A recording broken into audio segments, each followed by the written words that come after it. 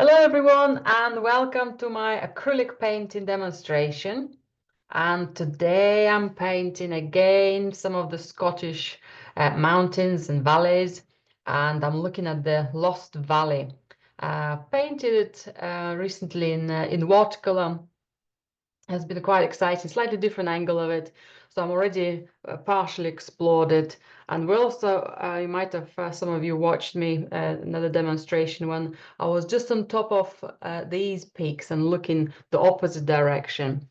So that was another lovely view. So here we have two beautiful slopes creating a V-shaped valley. I quite like this feature rock.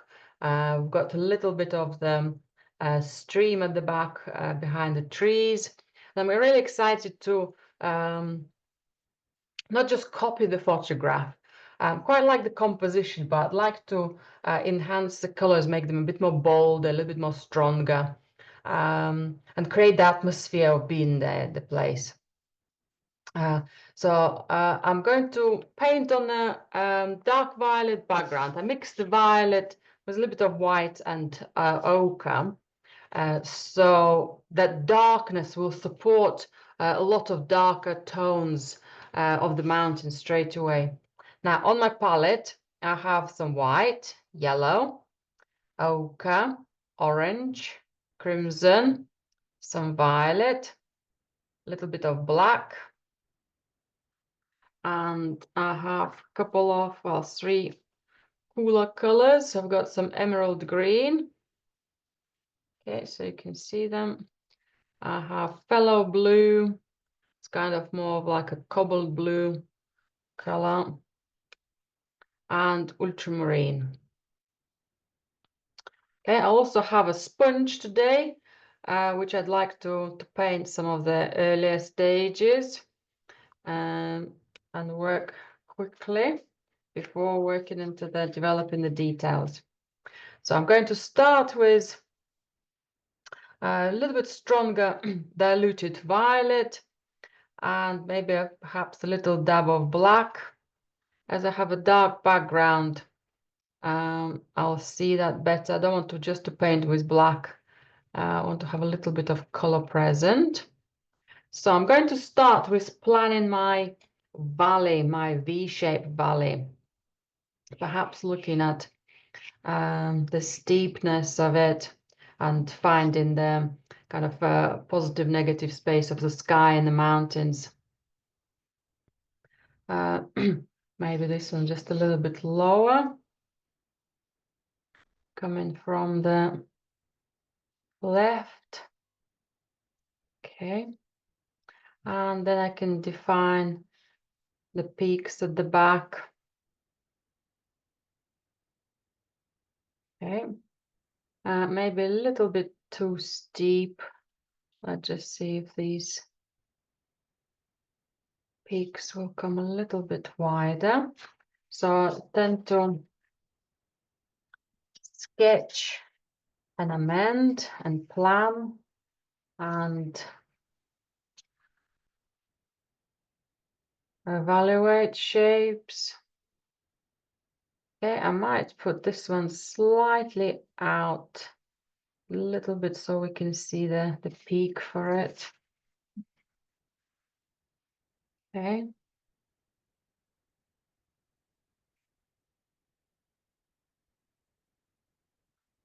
And I also want to see the shadows from my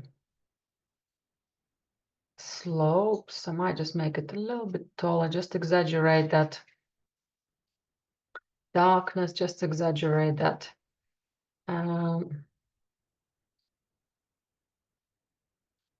Atmosphere. Okay, and there will be some lighter tones for the valley. Okay, maybe this one just breaks down a little bit more.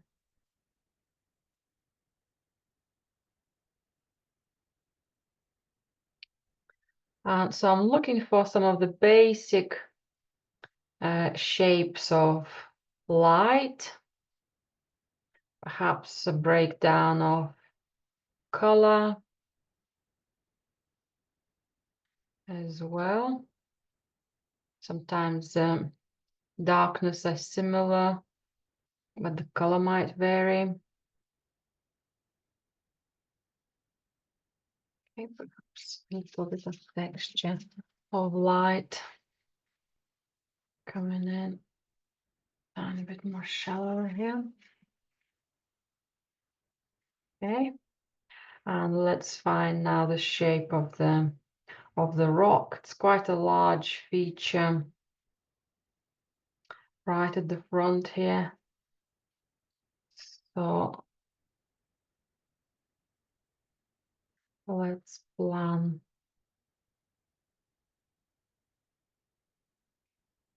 shape.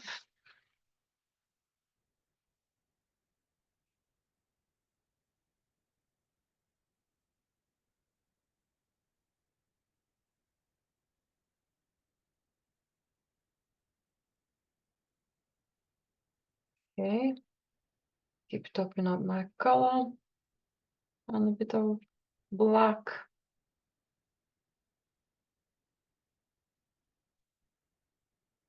Yeah, I've got another rock coming here on the side, just hidden under the grasses.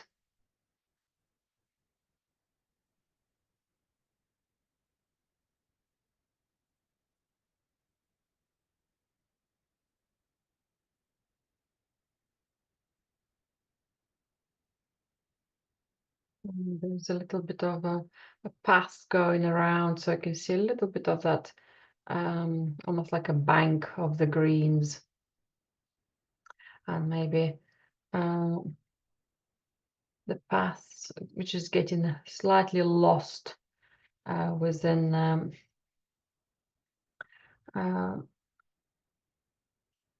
stones here. They might be just too even, too symmetrical, too similar size. Zigzag for that possible shadow of the path.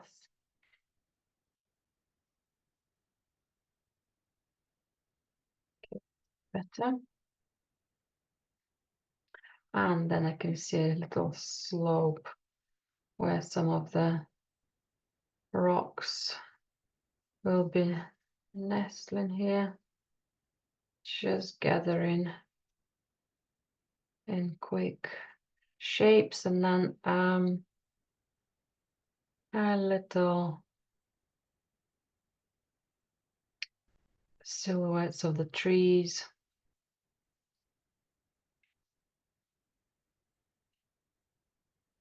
Some lovely fresh green in this corner. It was a May time when I went there. So fresh grasses and new leaves there, and I'd like to see that on my painting as well.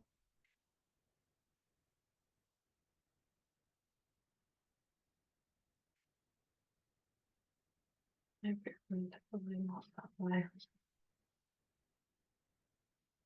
And then the slopes, I just vary the directions just to emphasize the changes of the terrain. Some of my lines are drying slightly lighter. So I've exaggerated the mountains at the back just to create that valley. And I want that narrower V kind of shape, so I can see that excitement of light and shadows changing, right? And then the base of this mountain is going to be just somewhere here, and that one is just staying on that side behind the tree. Okay, and the rest of the area here, just gonna make it tiny bit darker so it doesn't dry too light. quite a good shadow here as well for the path. It's a little bit eroded, so the stones on the sway might be just showing that. So I'm looking for some of the basic shapes, some of the perhaps connections of lines. And what's happening now, I've got this entry point between the two rocks. That green will lead me in, and I'm going to follow the path.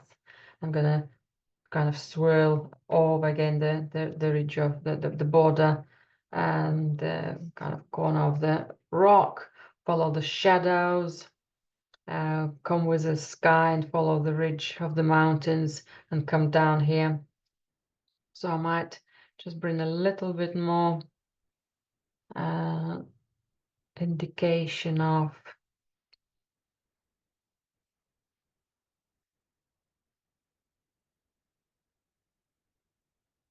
directions here. Just again, just simplifying it a little more than it actually is there. Just working with the existing shapes, and let's have a look at some of the slopes. How that, I'm almost following the form rather than defining the exact lines there. Okay. And these ones just a tiny bit darker again, so I can see them. Not gonna lose some of that directional lines there as well. Right, I think I'm happy with that. As my acrylics lines will be drying, they will be just settling in enough not to overwhelm kind of the painting layer. That's good. And I'm going to start using some colors, perhaps working, because it's a very dark background. I think I'm going to work into the sky. And so my sky and some of the lit up rocks probably will be the lightest ones. So if I work into them first and then perhaps work into the light of the valley, some of the greens, and then develop work back into the shadows. When I start working into the most light tones, I tend to go kind of medium darkness to be allowed to put some fresher lights at the end. So let's get some of the colors out. Right, so I'm going to use a sponge. To begin with, I'll just soak it really, really well, and then rinse all of the water. Even dry my hands in the glove. There is no extra moisture running now. Just to give myself a little extra space on the palette for now, I'm going to mix the colors for the sky just on a separate palette. So I'm going to go for some ultramarine and some white. I want to make my sky nice and strong in color. Okay.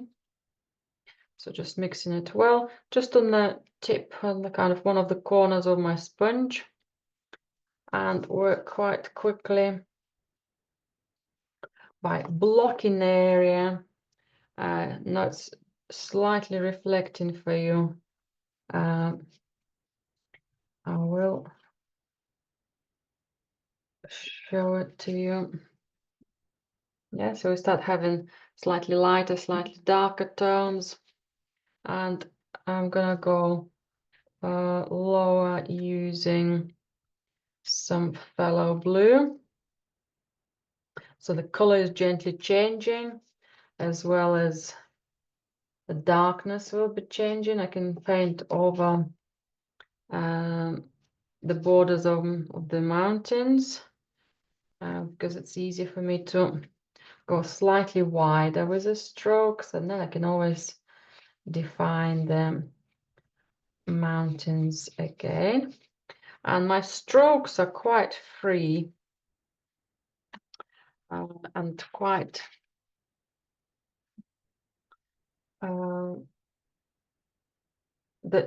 don't paint very even surface. I'm interested to see perhaps movement of the air, maybe slight clouds. There might be some of that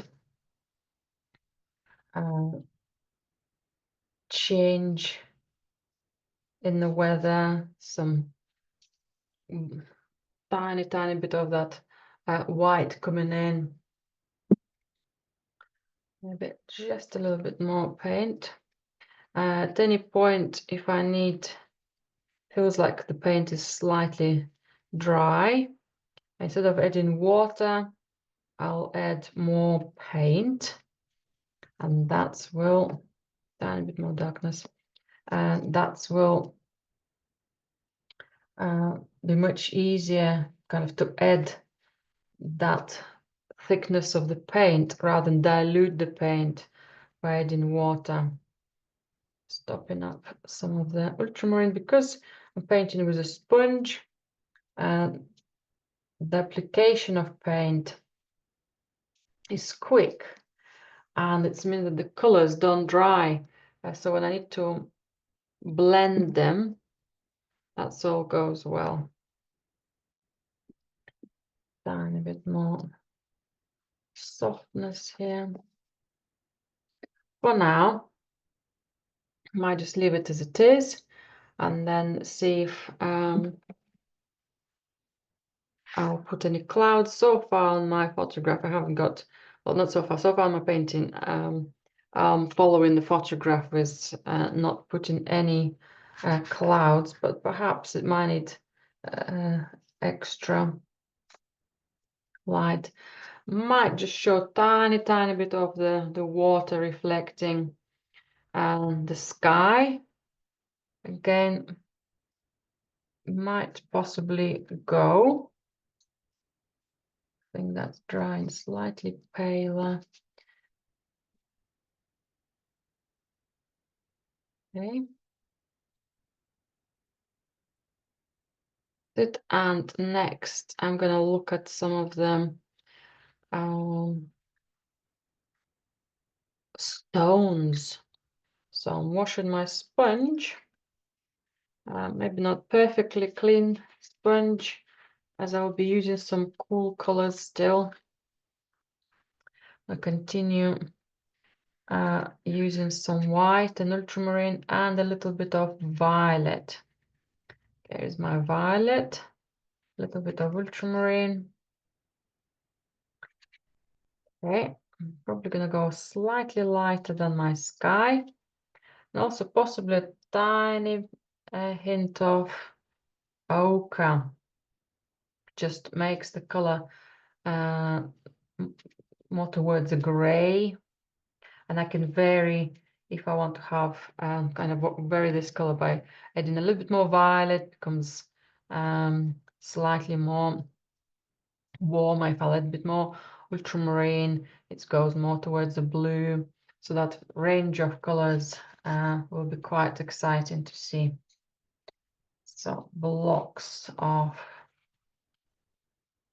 color for the stone. Okay.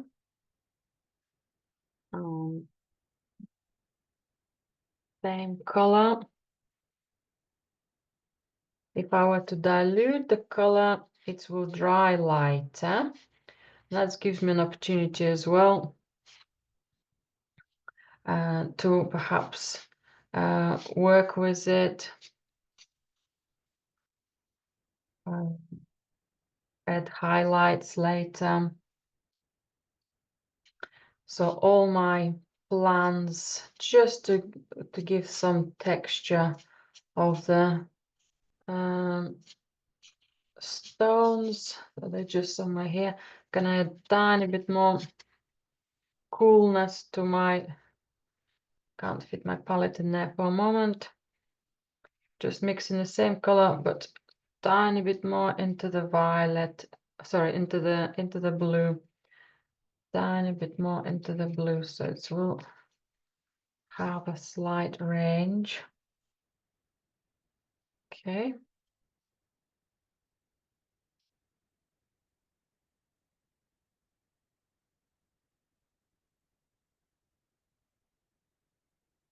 Okay, and maybe more into the violet and ochre. There is some more kind of darker tones at the same time, kind of extra warmth in there. So all of that broken stone. I just preserve part of my path. The path is not directly seen, it's more how the water breaks that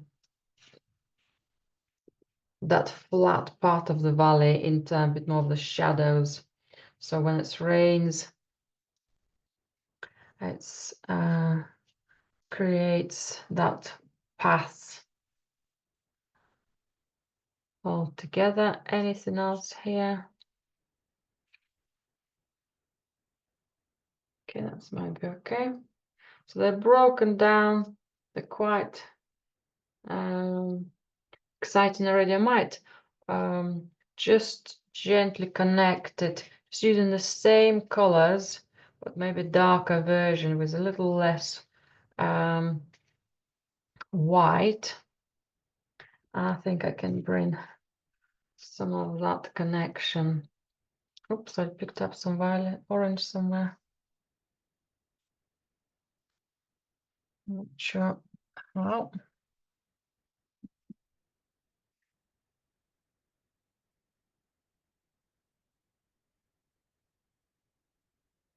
Okay, and that's might be something within the shadow, having some of that coolness mingling there. Okay. Also gives me an opportunity to mix again the same colors, maybe again slightly lighter version, slightly warmer version of ochre and violet.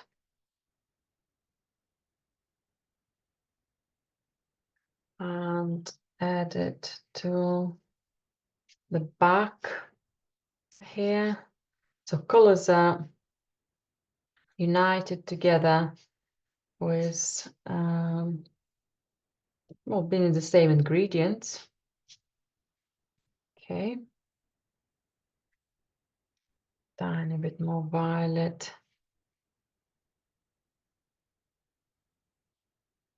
So as I'm blocking, gives me an opportunity to just gently, I think this might be too light. You can just wipe it off.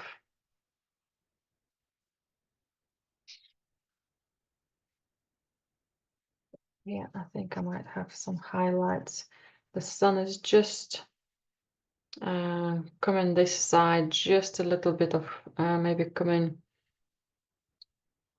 from that side. So we've got the light on the rock, but we just, maybe something's quite tall, creating the shadows. I think it's almost like around another mountain standing in front to create this light.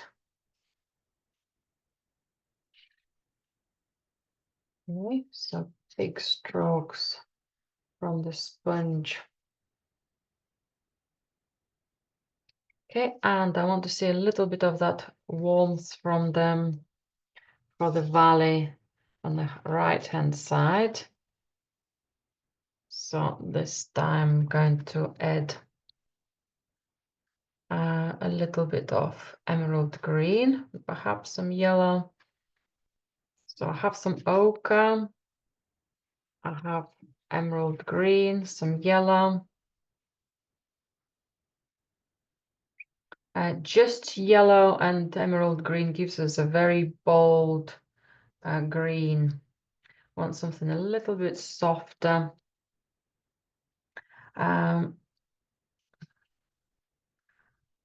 Perhaps it's at the early stage I apply slightly darker version of the color. Perhaps might be okay as it is, but there might be some extra highlights of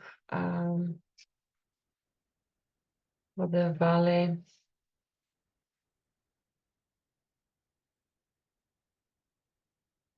Painting around the trees. And straight away thinking about some of the slopes.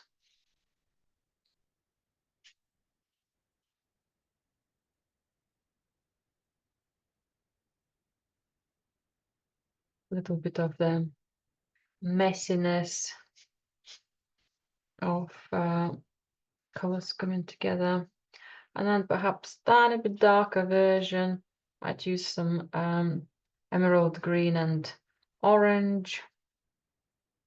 So that becomes slightly darker. Not adding any more white. And I'm aiming for some of the spaces between the rocks for now. Just again, as I painted the rocks, just to apply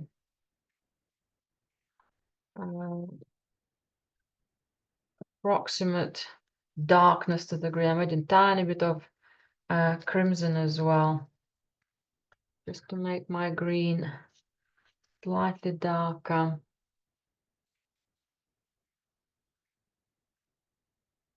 I just picked up that on the other side of my sponge.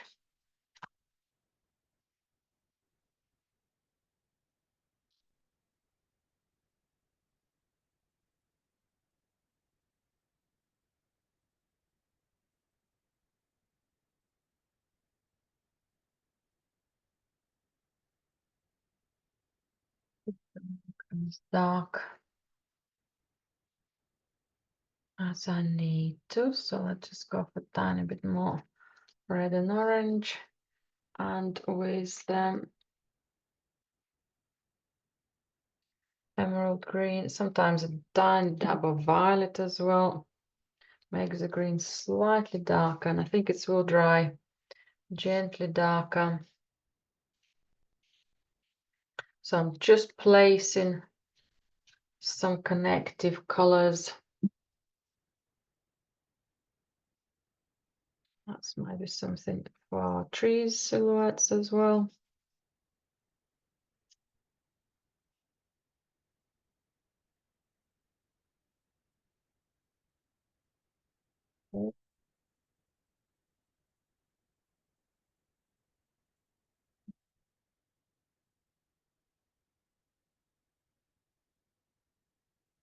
Dab of violet with emerald green. So I'm not washing my sponge.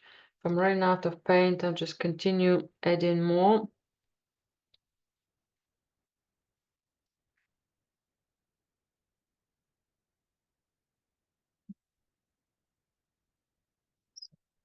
Nice shadow here. Feels if we could have a tiny bit of warmth in it as well. So I'm just adding some crimson.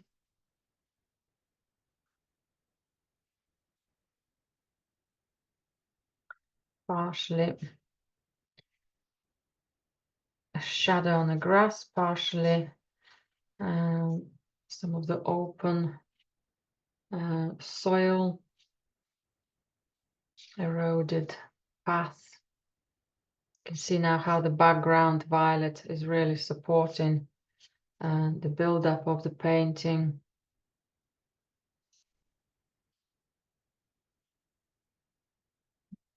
With the shadows here.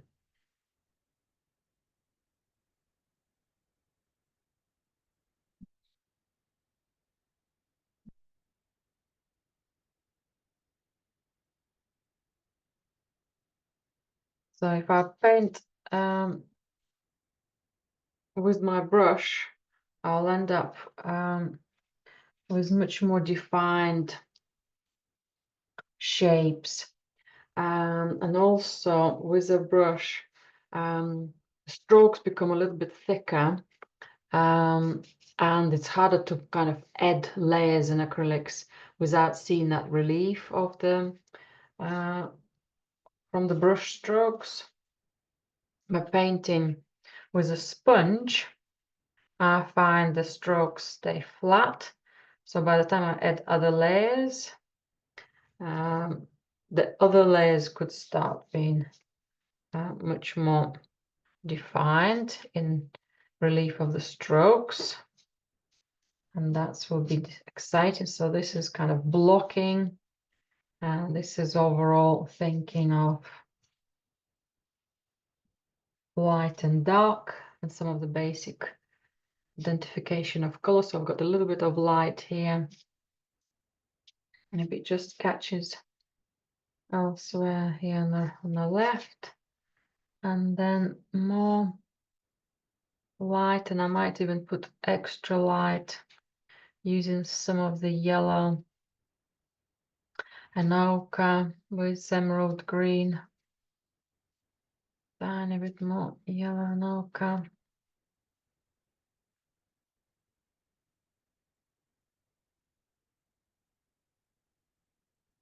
And again, it still gives me an opportunity to lighten up some of the area here when I'm ready for it. So the light is gently protruding here.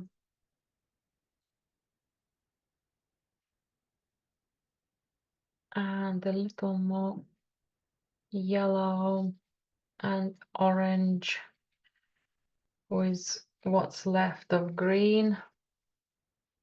I think I might put a couple of hints of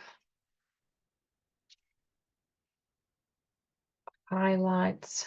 Just testing shapes I think need more orange than green in it.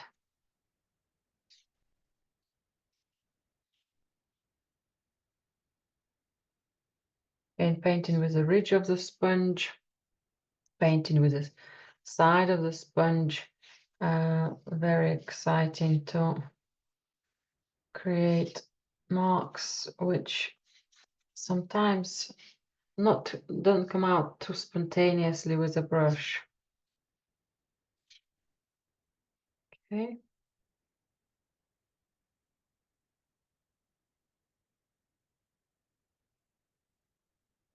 Maybe a little variation of that color somewhere here as well.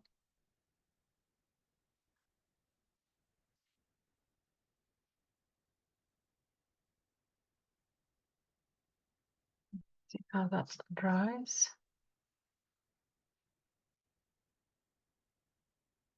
Okay, and some shadows. So my current violets help me to build up my medium darknesses. Yeah, so my highlights are slowly coming in, not quite fully there, but we're getting slowly there. I'll just put a tiny bit further here. Okay, that's him there.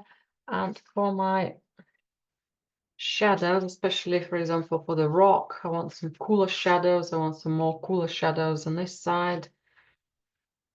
And perhaps a little bit more careful brush stroke straight away, working into existing browns on the right hand side.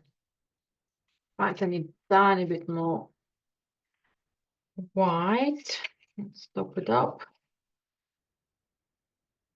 I tend to top up my colors as I go, so they don't dry.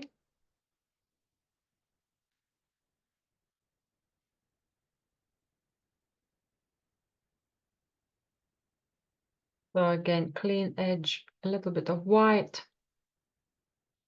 some ultramarine. I'm going to use a tiny bit of black to make an indigo, and some violet as well with ultramarine. Okay, so I want to see color.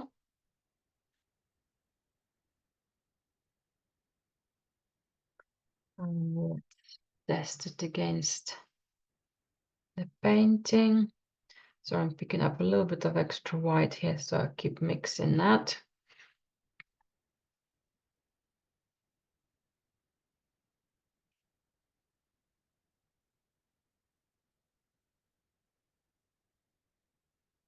So quite simplified.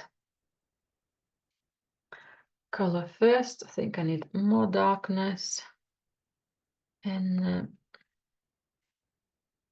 the lower part, just to have a tiny bit more contrasts.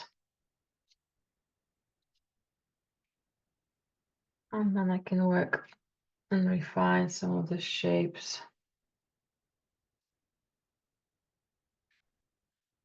on the brush.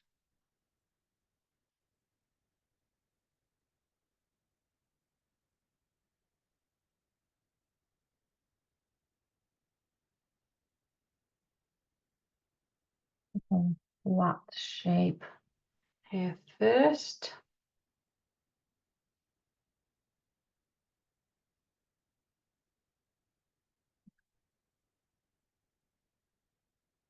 And let's see, some stronger blues will come as part of the shadows.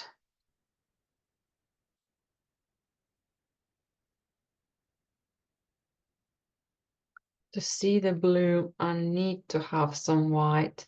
At the same time, it's a balance of how much darkness is needed.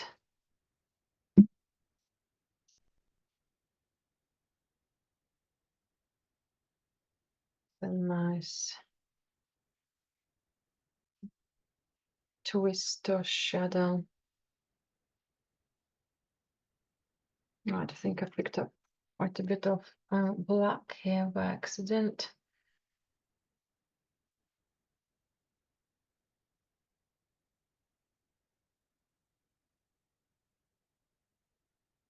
It's harder to see again as it's slightly reflecting.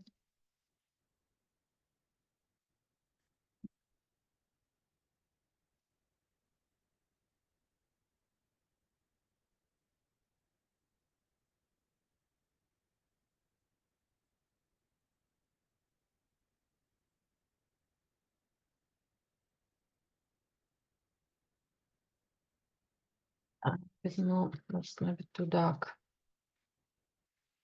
Maybe more orange and violet. And a little crimson for some of these slopes.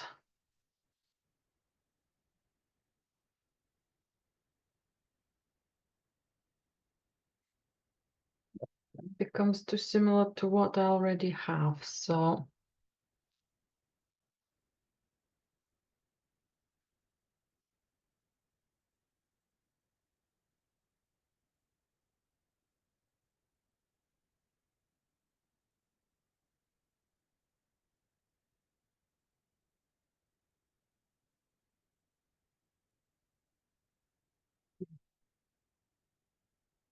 let's see how these all dry.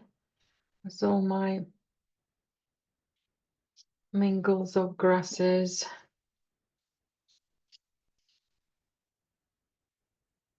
So I don't spend too much time on drawing, just overall shapes, because the painting develops as the strokes applied. Just softening these ones a little.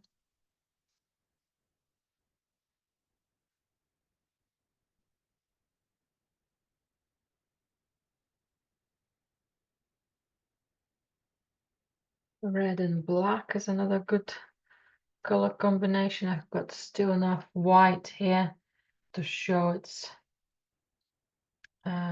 not a black shadow, but that warmth. And tiny bit, I think that's might be better with a brush now, to have slightly narrow strokes.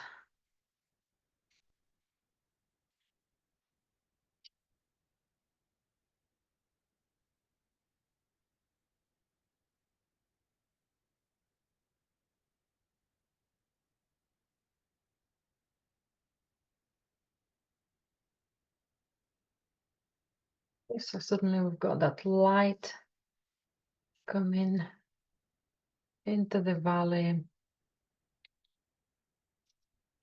and making a few shapes much more exciting. Okay, I'm gonna let it dry. Like anything else here from that extra darker red and black.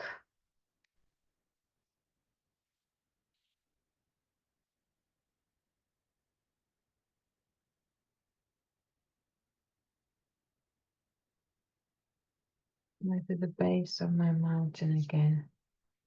Okay, now in color, and a little bit of the shape. Okay, good. Right, well, this one is dry, and I think might end up having it slightly cooler here, more color than the current gray coolness, but I think I can do that with a brush. So I can wash my sponge and pick up a brush. So if I would have been working without a sponge, this process would have taken me longer and not always right, because you start seeing too much details when we're painting slower. So the quicker you paint first layer to get some of the ideas of tones, some of the tests of color, you identify it better. Right, well, let's take a photograph of this stage and pick up some brushes. So I'm going to now pick up my flat brush and let's add a little bit more color to my slopes. I want to see a stronger color here. So let's just give it another go. So some white, some ultramarine, maybe a little hint of violet, or both violet and crimson.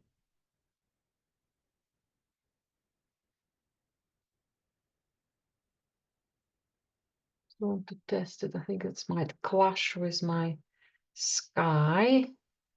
So it means I need less white but stronger pigment. This time I'm going to try not to add any black.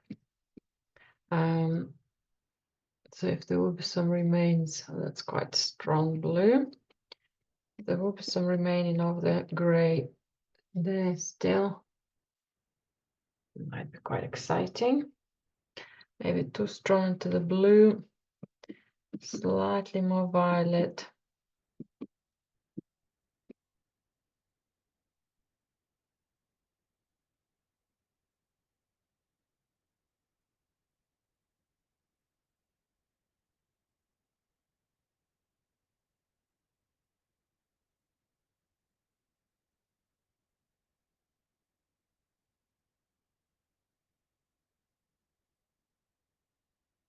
Okay, and now it's reflecting. It's harder to judge how it will look. So I'll put a little more of that coolness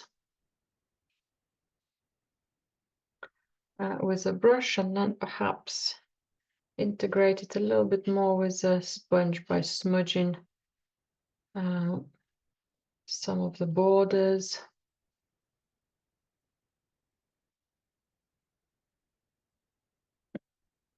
I'm aware that some of my strokes are of a similar width. So let's just persevere, put in a stronger color. And now picking up the sponge and kind of smudging it against the existing background. So the blue gets mixed up with the gentler presence.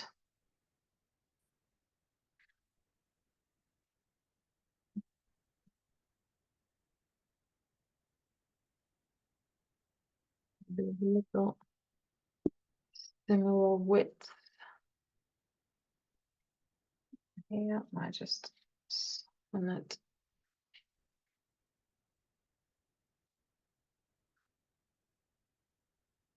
So my sponge is now working as a tool of reducing and softening borders of blue. And it's harder for me to see it as hard it is for you to see on the screen, as the water gives more reflections. Also aware that colors will dry different.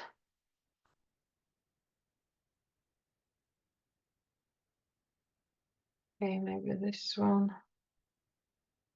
this shadow might come together first and then split into some light lower.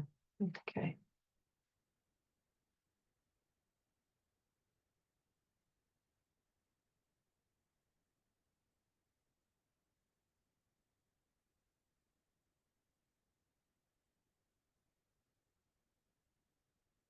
Right, then let's have a look now at the mountain at the back.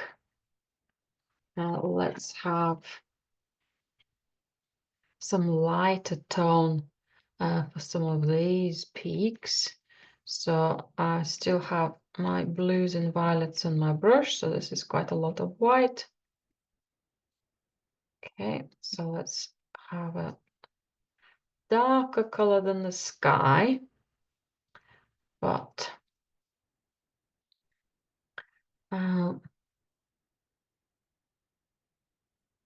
okay, so I might go with small amount of ochre and extra violet.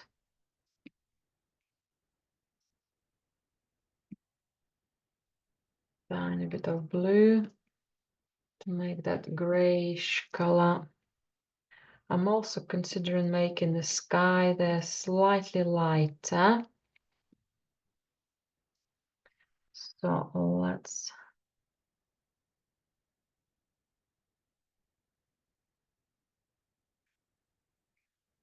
run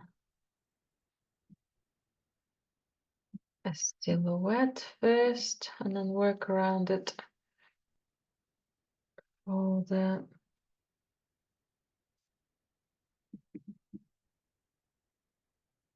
colored tones.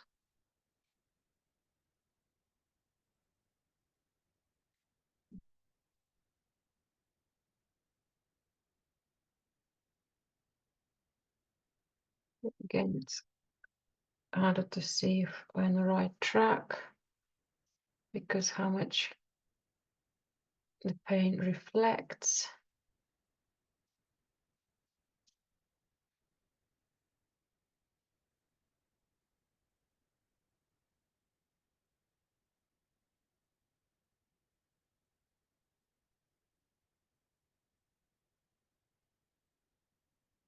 Dabs of crimson and ochre.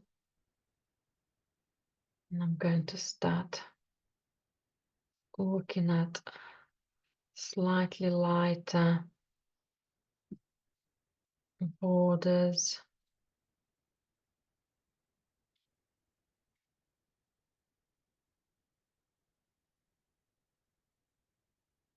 Perhaps a tiny bit more water, so the color does come softly.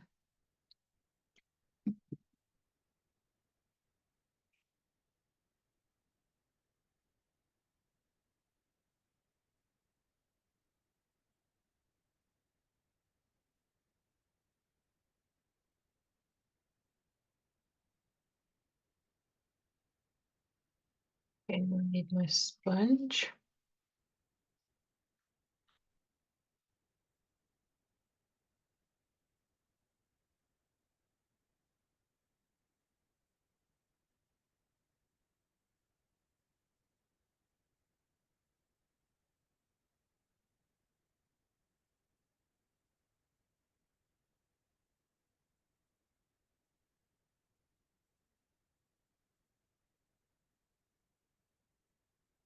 And even more white and crimson.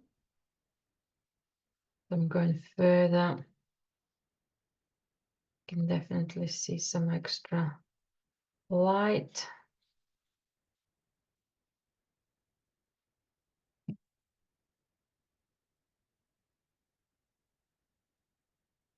The ridges looks like it's getting lower, but it is actually going higher or remaining the same height. But as we are standing very low in the valley, looking up, it just gives us a slightly different effect. Okay, I'm gonna bring some of this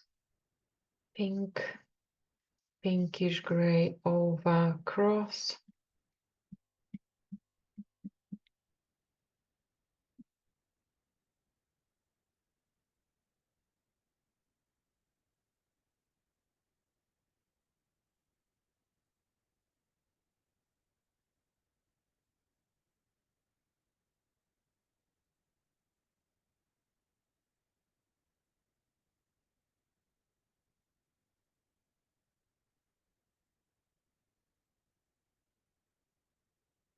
So not overthinking now about all the colors work together.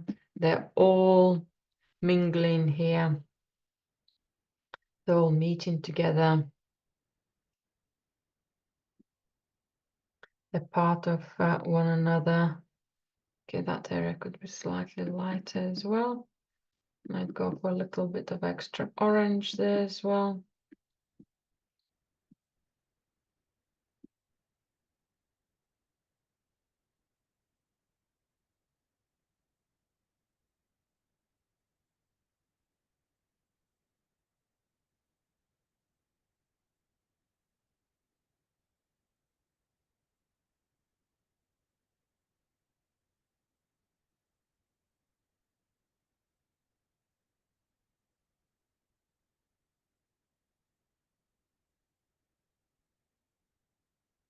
Mhm.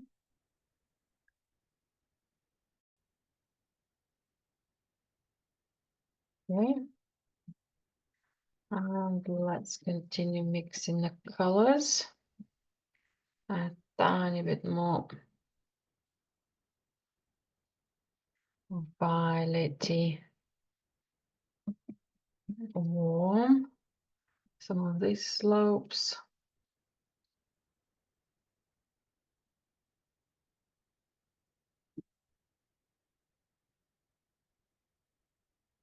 Can't lose that darkness, but also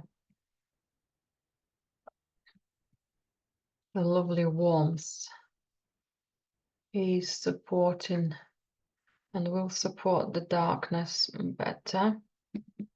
So let's come back now to the darkness. Back to some violet and ultramarine.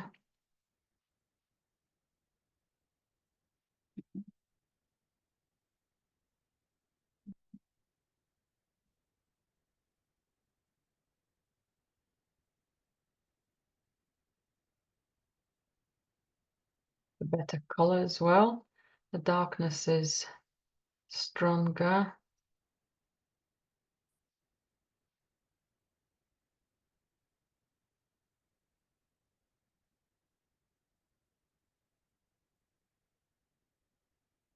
Maybe more the tops.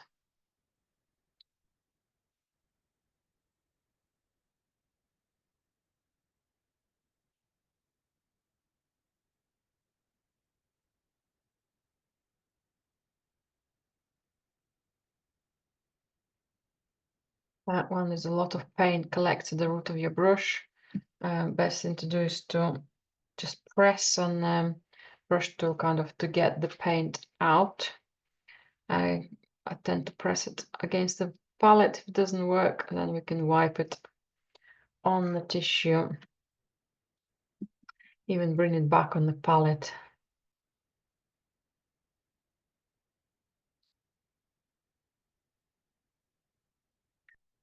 Still too light and too large shape. bring it back. Okay. Don't want the stripy.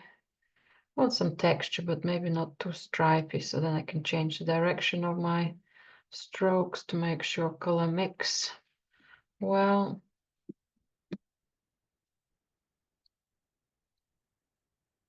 Okay, slightly lighter. Going down.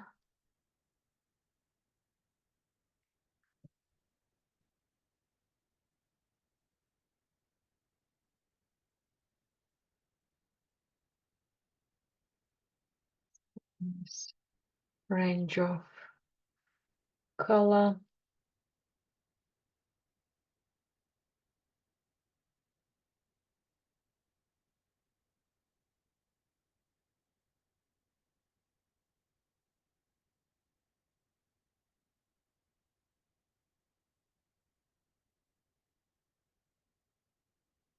Connecting it on the opposite side.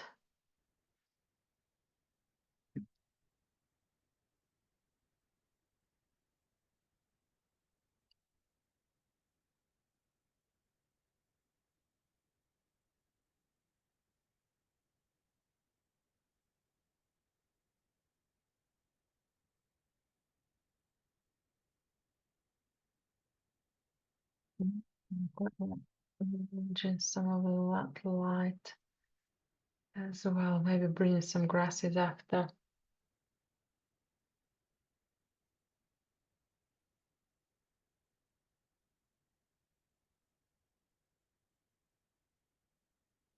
Good, and gently moving this color into the lighter tones.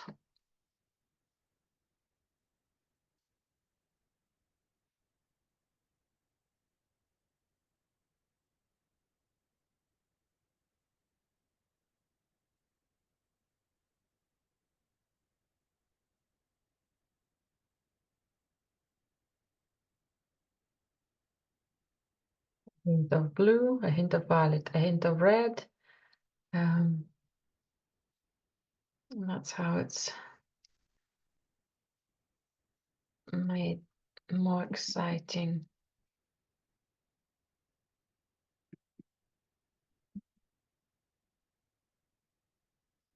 But a dramatic change of darkness, just needed much softer.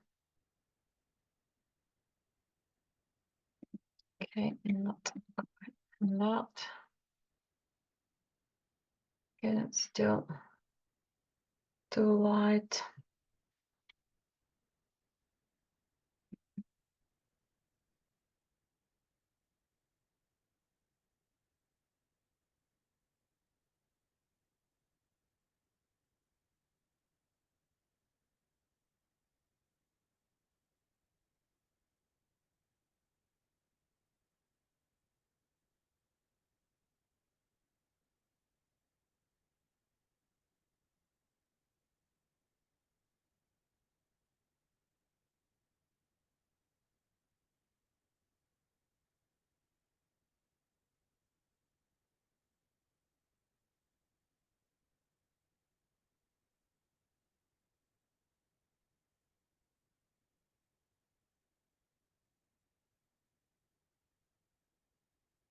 Maybe a hint of orange with this color as well.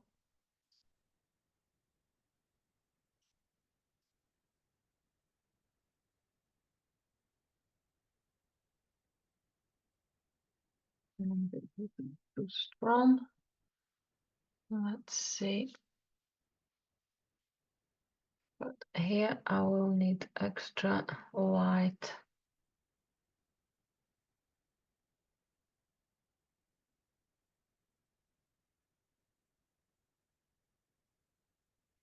It's drying. And I can see where I can add more light. Change the shape, and I need a smaller brush to work into more details there.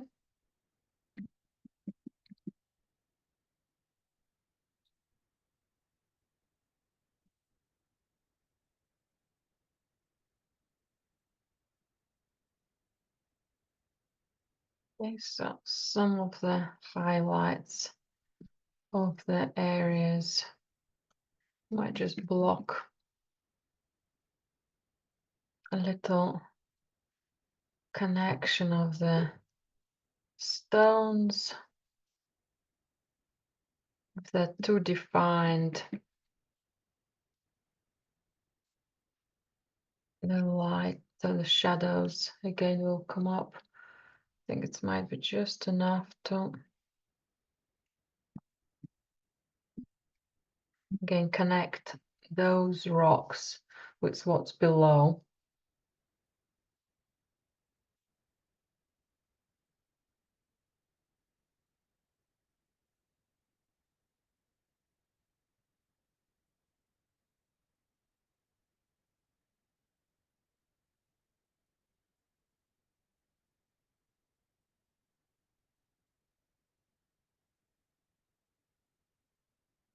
How do we paint those mosses and that texture? The best thing is layering shapes a little bit at a time, maybe using a little bit of dry brushing or transparent color, maybe not that overly transparent, but more diluted.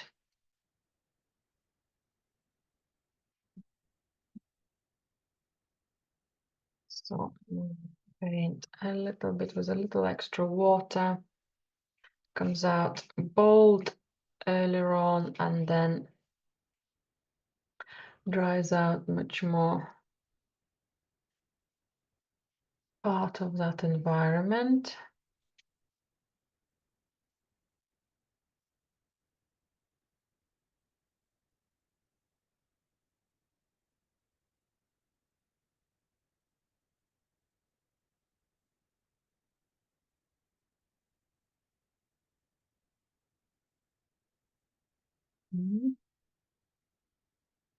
Any of those pinks anywhere else on a higher slope here? Because they're diluted, they look dark now. I might just continue a little bit more.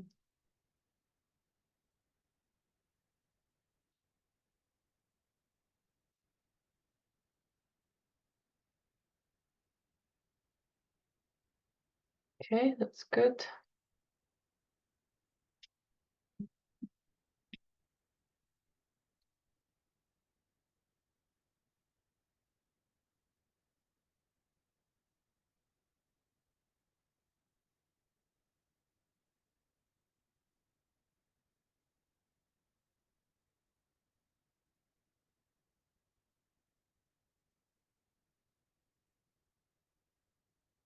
More light at the back. I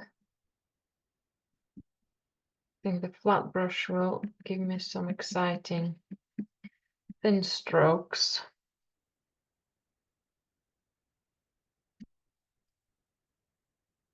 As well as little gaps between the trees.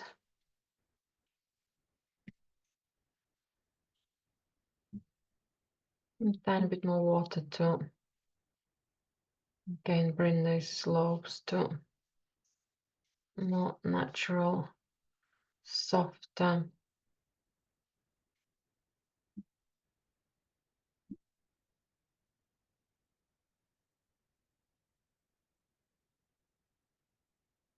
Oops. Let's use the sponge here. Might have gone a little bit too low. And these three little gaps look like eyes, so they still look like eyes.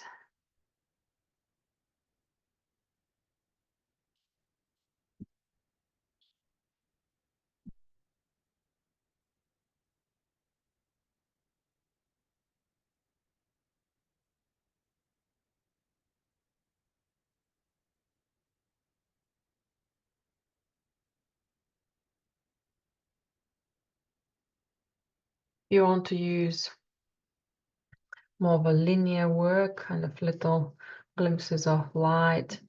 Sometimes using a bit of pastel or chalk or colored chalks is helpful, because you can smudge it and make it from a line to a bit more of a shape. So that's getting exciting now. Just bring some of the extra light on top of some of the borders where the grass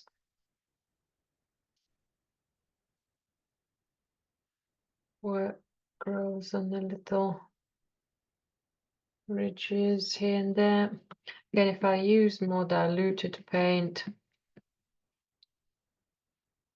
it's not going to be hopefully too sharp borders when they dry.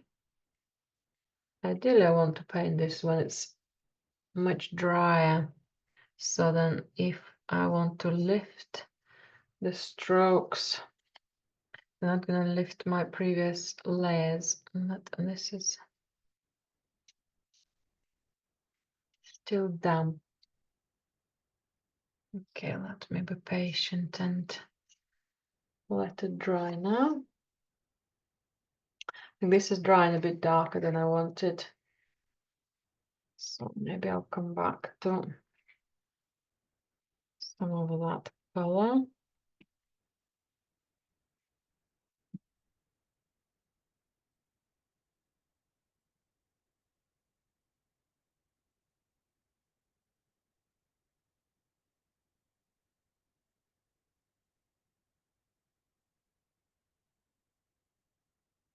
Light.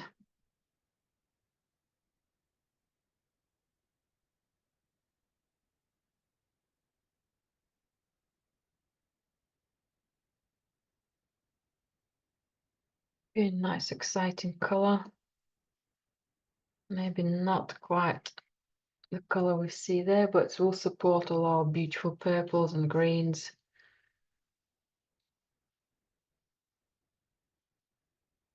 Again, maybe careful of how much I'll bring it.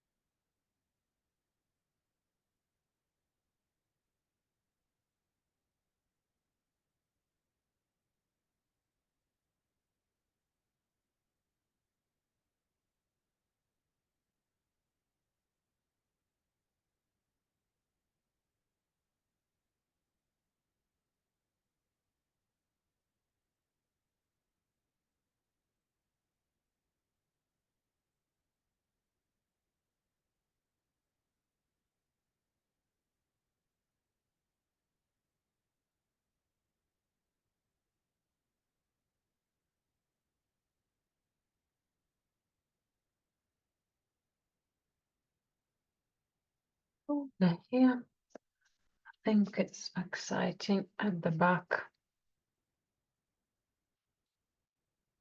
And again, I can still work with some of the colors there.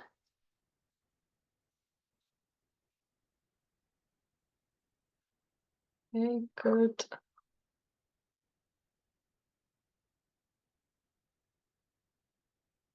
Maybe again, putting this brush aside, letting the colors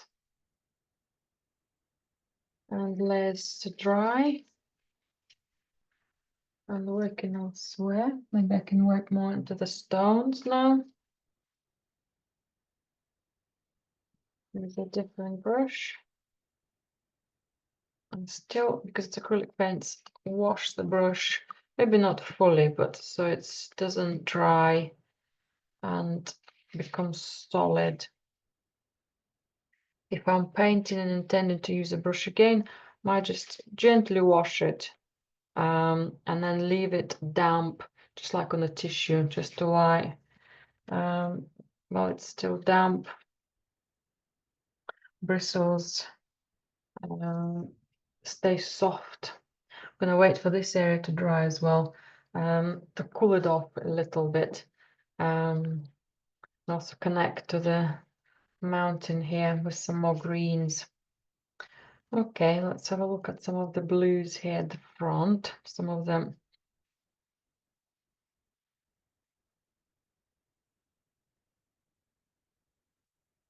Blues. Just go straight away here. So a little bit of white, back to some ultramarine.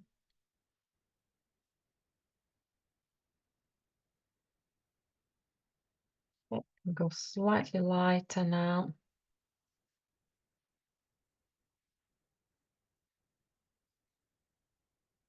And find little extra highlights. Sometimes it's harder to see that boldness of tone. So just sometimes putting a mark gives us an opportunity to compare. Okay.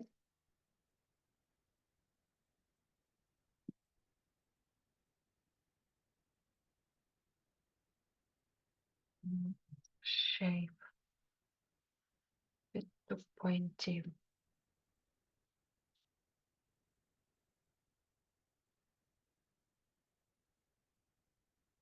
Maybe the color is too strong,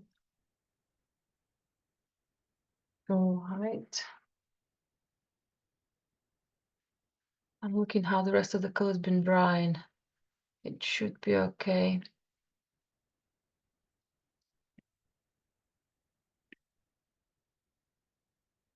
Make it tiny, tiny, tiny bit darker.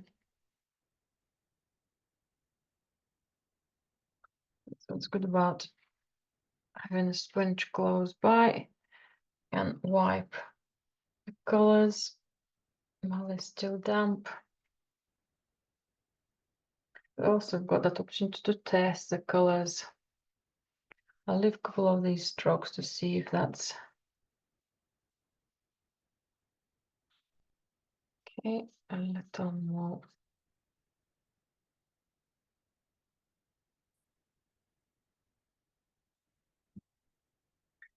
Yeah, all I need is slight connection of color and possible highlights. I'm not looking for any direct similarities with the colors on with the shapes in the photograph, but for extra details, sometimes it's good to see where that inspiration comes from.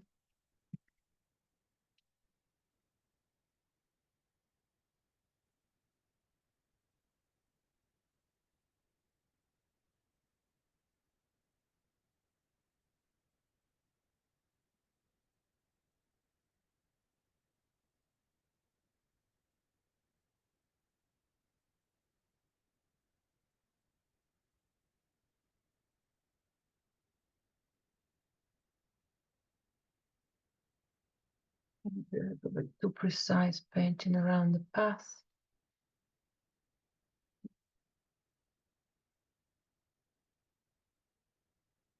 More of a hint.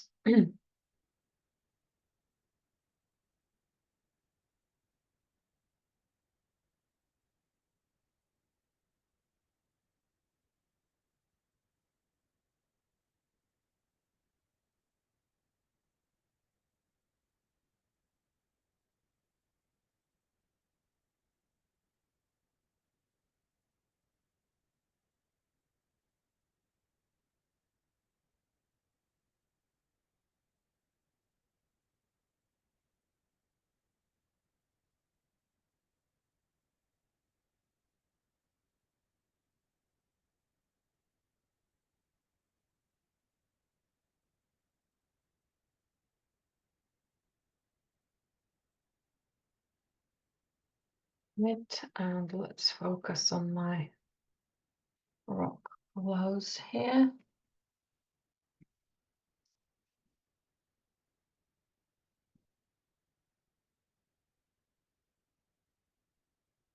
Just some playful strokes.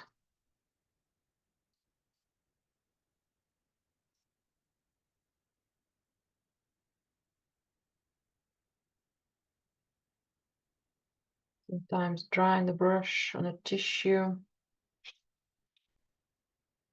to have that dryness.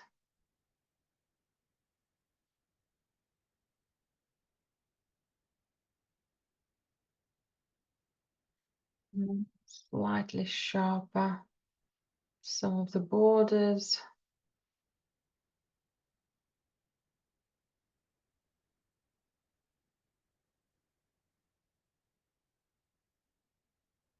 I think that will dry darker.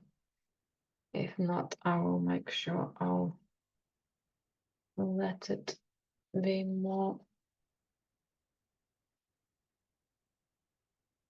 in the shadow.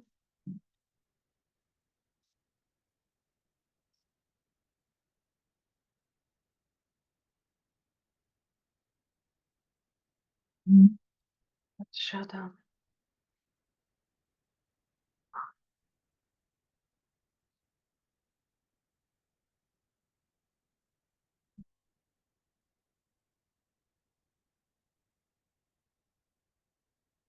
Maybe a hint of emerald green with a blue.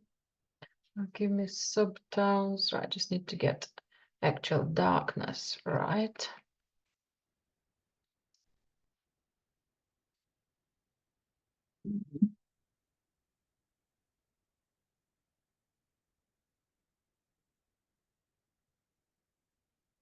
Okay.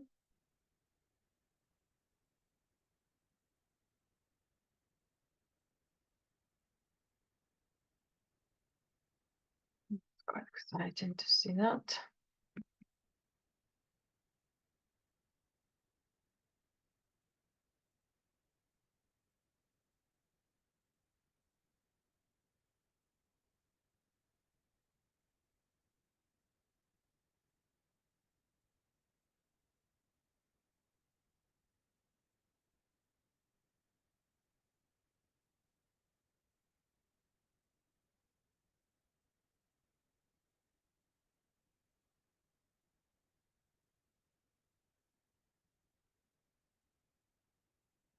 Blend with the character of the stone. There's a lot of patterns, dark and light patterns on both lit up area and shadow. So it's not just a plain light and dark.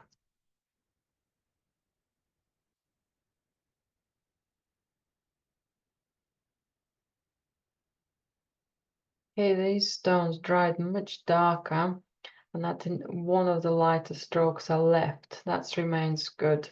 So I was right of going slightly bolder with that. Interesting.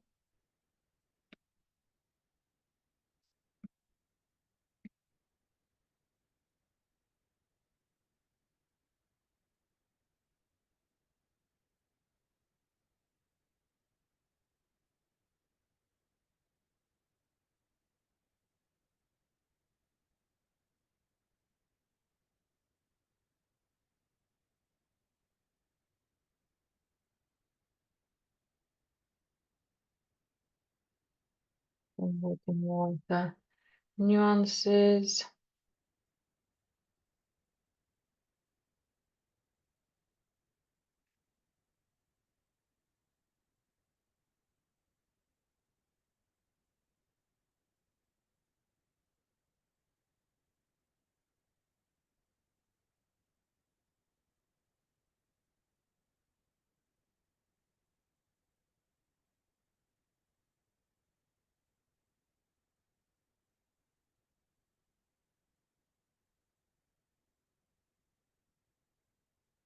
More variety of color I'll put there, so I'm not worried if I've done not the right light first time. Opposite gives me more opportunities to have the busyness and range of strokes and color present. Get it look a little bit similar to each other. Maybe I need to change the size of my brush.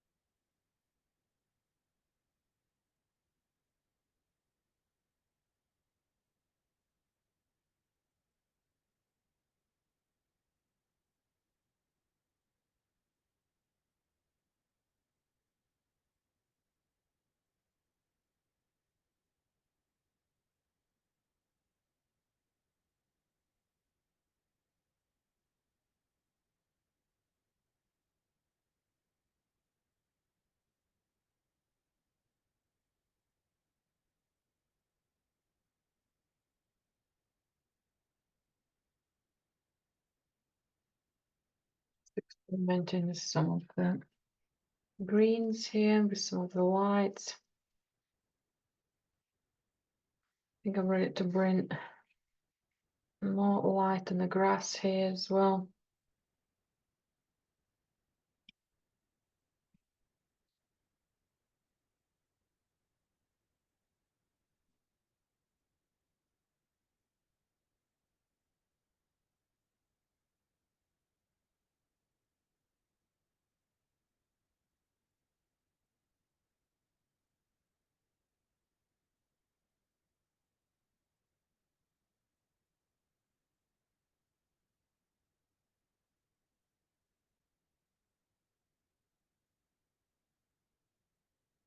Okay, and let's have a look at these grasses.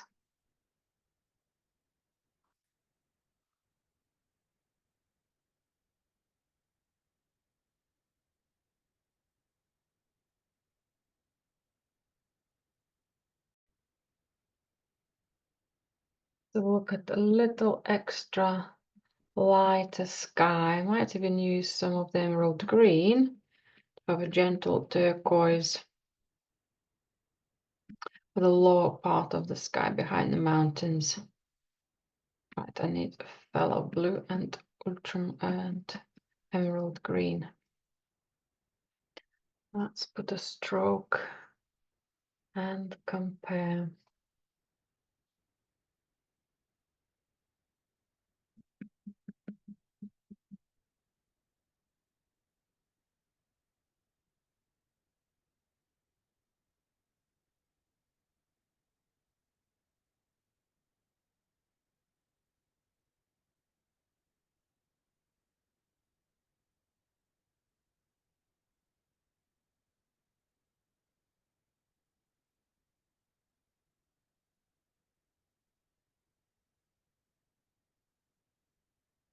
Again, my sponge will come quite handy,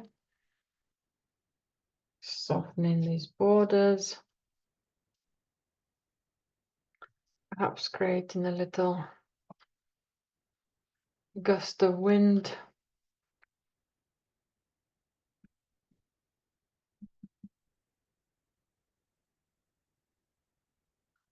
Still slightly lighter in the lower part of the valley.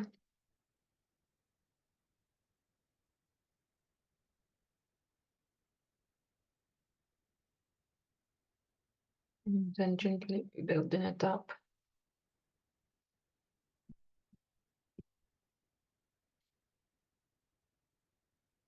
Perhaps just creating that little gust of wind and extra light coming with it.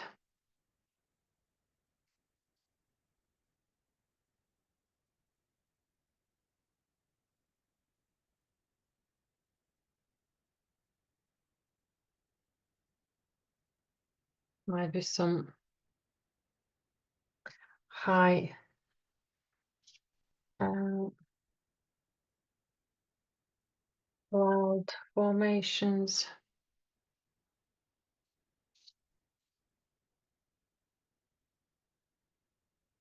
Is that light?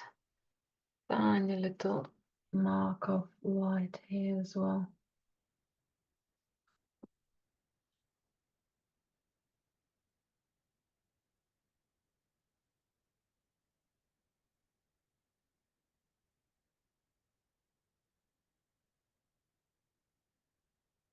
Okay.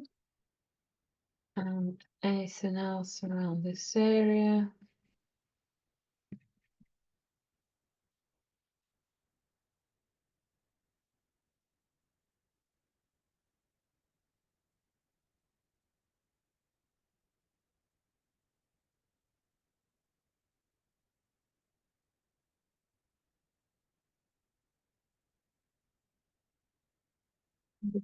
Simple here, so can I do any more?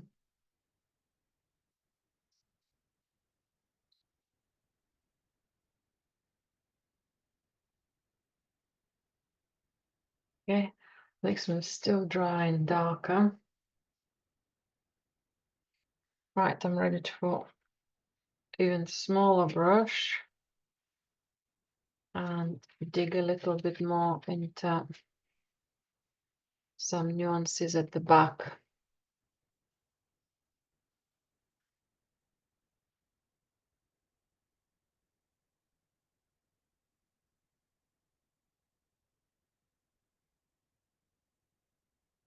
Slightly smaller brush again. And I just work into these, this corner. Right, my sponge needs washing just in case if I need it.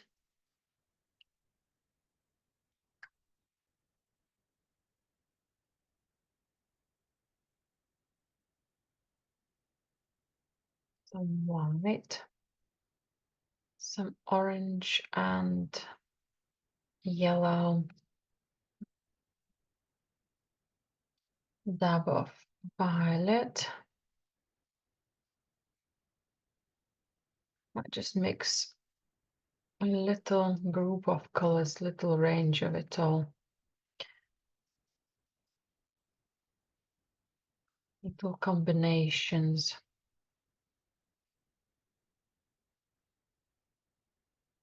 One color is moving from another to another.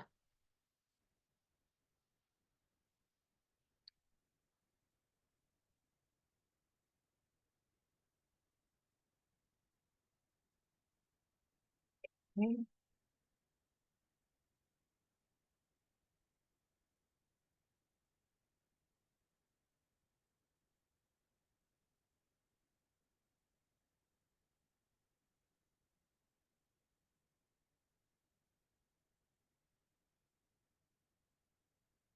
It's strong on the red, but I think it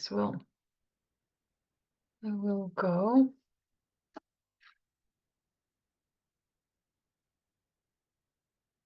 Give me a little bit of that sun set glimpse of light.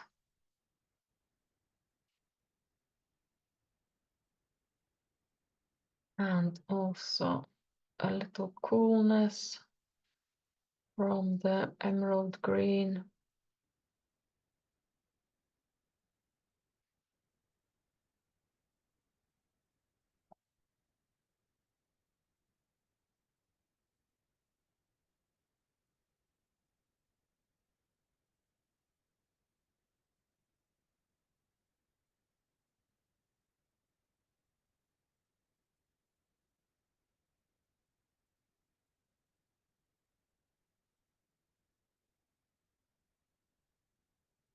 I think I've gone a little too far with it.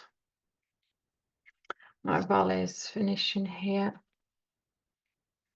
Got carried away and missed the proportion here.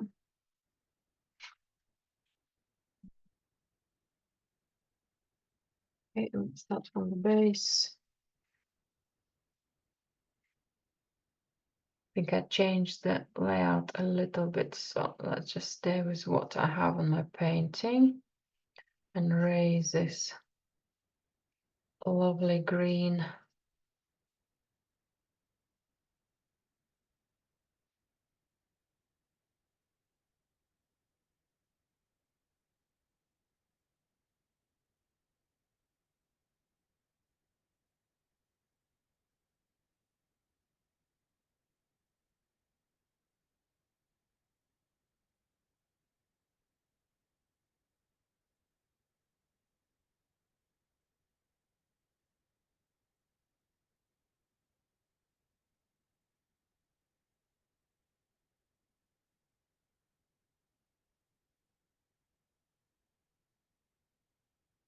Again, just extra light comes in.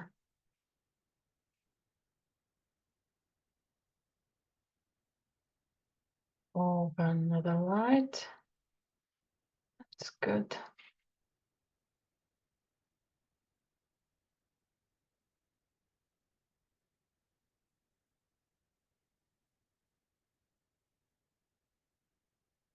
And the darkness remains slightly with a cooler, well, with a green with some red in it.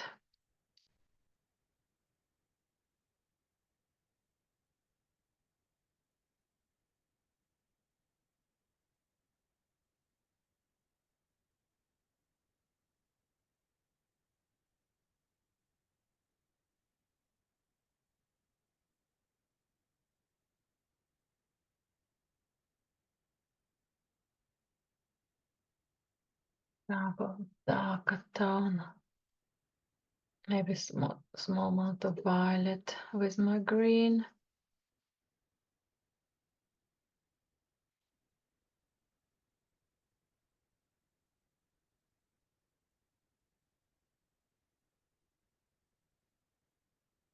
The moment I put the stroke different direction, it just reflects. Some moment to go through the dark tone. If I'll put it slightly under a different angle, I have to be patient and wait for it to dry to see true color. Let's come back to this border.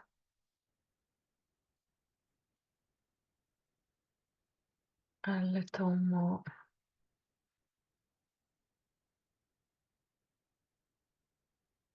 range of color and light.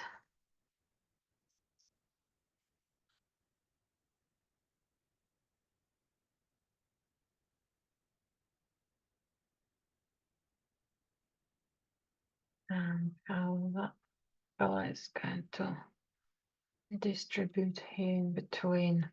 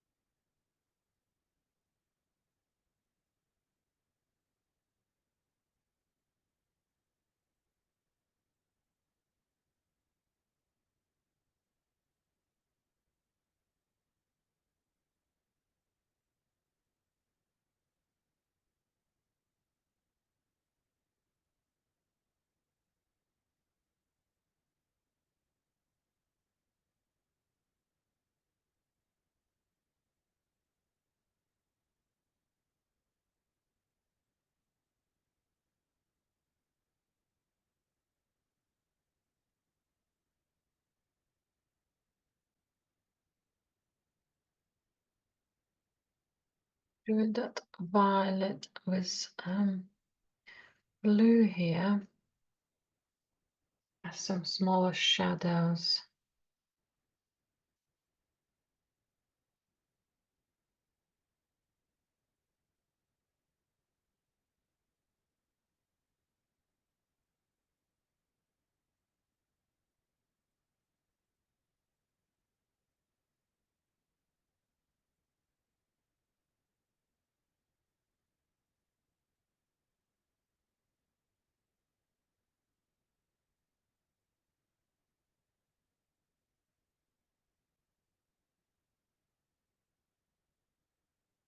Yeah, let's have a little bit of color variety for the trees as well.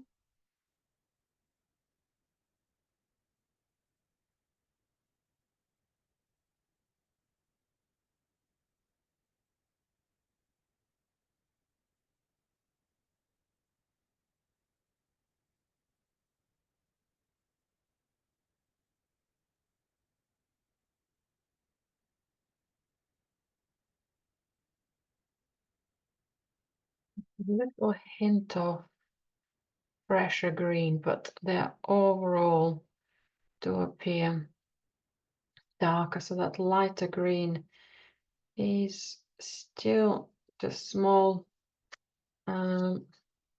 volumes of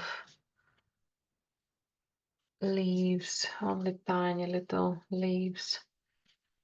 Reading it as a silhouette is better. I think that trees. Okay.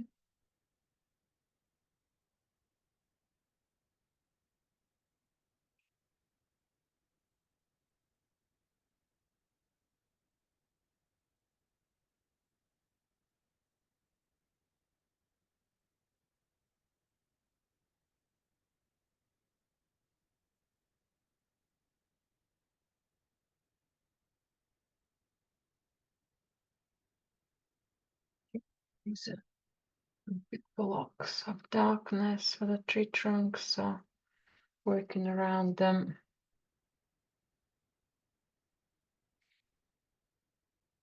Some more acceptable.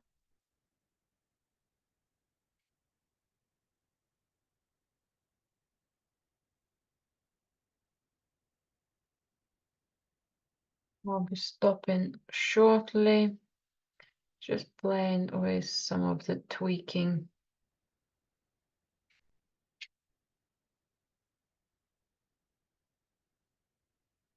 Color.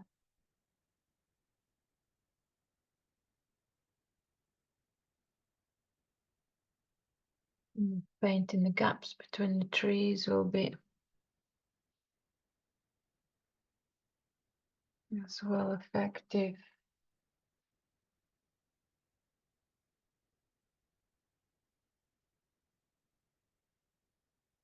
Without painting the exact tree trunks.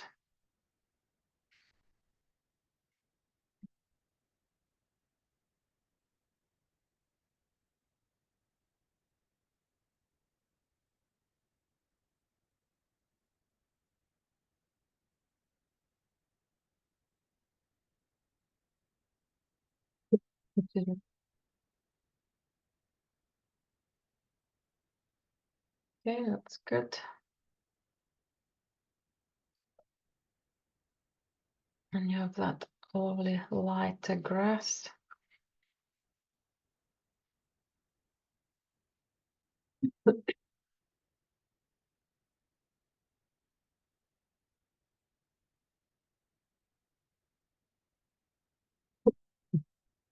Sorry, suddenly gone. My throat's gone dry. Excuse me. So if I use this brush as little hints of texture of the grass, partially smudge it into a shape, partially continue with the texture.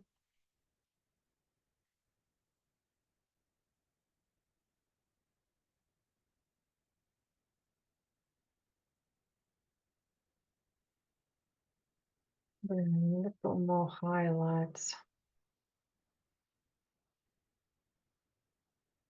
Yeah. And that might link with some lights.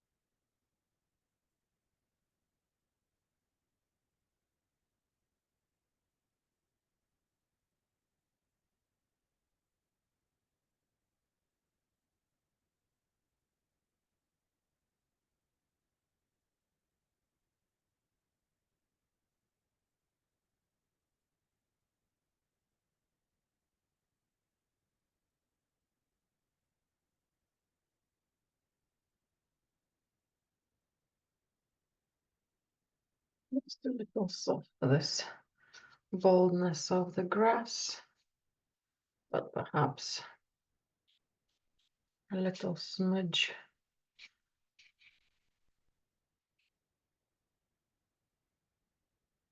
of the light close to this bank. So it's a range of strokes from small, much more defined ones to large.